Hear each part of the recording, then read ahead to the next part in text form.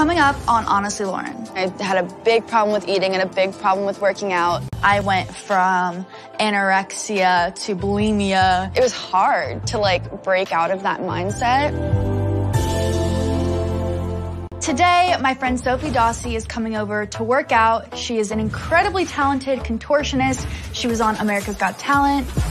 I haven't always had a great relationship with my body, but I'm working on changing that. Push yourself, girl. Come on now. Let's go. So listen, you guys have a good rest of your day. Thank you. Health is wealth. See you soon. I haven't eaten yet, have you? No. I know this really cute spot for us to go get some smoothies. Yeah, I'm down. Okay, let's see. After the workout, we met up with Alexis Wren, who is an influencer that I've looked up to since middle school, and now we're friends. Can I get a 16-ounce apple juice? And one acai bowl, please. I find it really hard to like order things. I had a big problem with eating and a big problem with working out. I have the most horrible anxiety in the world. Like I can't do it. For as long as I can remember, I've been hyper aware of my weight. I went from anorexia to bulimia, and then when I had people commenting that I was too skinny, I was like, yes, finally, I'm too skinny. That's what I wanted to hear. So it kind of fed that problem. I would eat like one acai bowl a day and then work out for like 5 hours. It was so unhealthy and I was so caught up.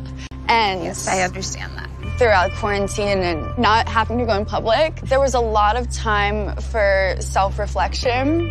I can't keep this up. It started making me sick. I was tired all the time. Finally came to a point where I was like, I couldn't do it anymore. Physically, I couldn't do it anymore. I think it's a constant struggle, and I didn't start actually eating until like this past year. Being able to like, okay, let's eat a pizza today and be okay with it. It's still something that like I think about. Same. Bread's my trigger food. I've been eating bread regularly and it feels so good. We're all going through the same thing, even people who aren't in the limelight.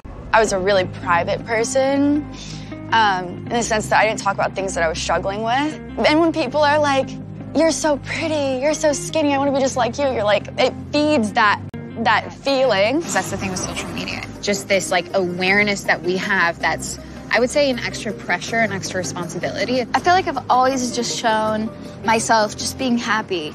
And so you have to put on this character. Yeah. I empathize and I completely understand what you're going through. So we just have to continue to be honest.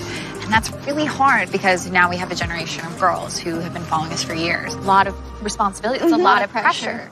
I'm definitely still working on accepting myself and being okay with where I'm at. I am glad that I got out of it physically, but mentally that body dysmorphia of never being satisfied is always there. And it's just something that I have to deal with. Today, I'm meeting with Devin, who's a wellness coach, and I've never done this before, so I don't really know what to expect, but I feel like I owe it to myself and my fans to work on my body image issues and put a more realistic and accurate representation of myself out there. Well, first of all, thank you so much for reaching out. You're such a light.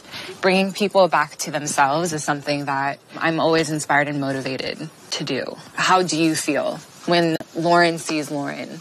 I'm super critical of myself. I remember being 14 and I was on live broadcast and I got my first comment of someone saying I was fat. And I never heard that. I mean, there's literally a clip of it on YouTube of me being like, I'm fat. When someone else points out insecurities, it makes them a lot more real.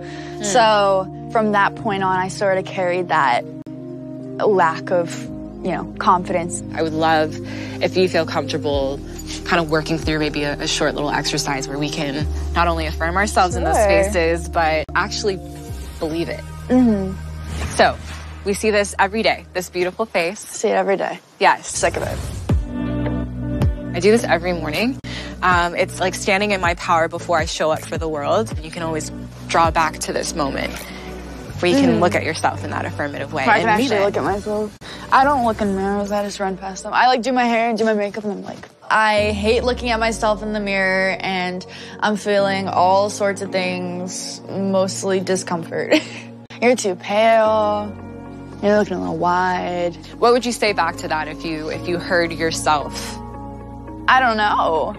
I think Loren in her power. Let's imagine Loren in her power is okay with those things. Okay. Look at your posture. Look at your smile. Look at the joy that's inside that you took time to cultivate. My eyes are watering like crazy. It's okay. I had to be okay with like just being me. You can carry this moment, the heart space here and into any room. You've beyond got this. We're gonna do something, I call it like wiggle out. It's just owning your space and making yourself as big and explosive as you want. Let me get us some tunes if you don't mind. Oh my gosh. Okay. Can we be even bigger?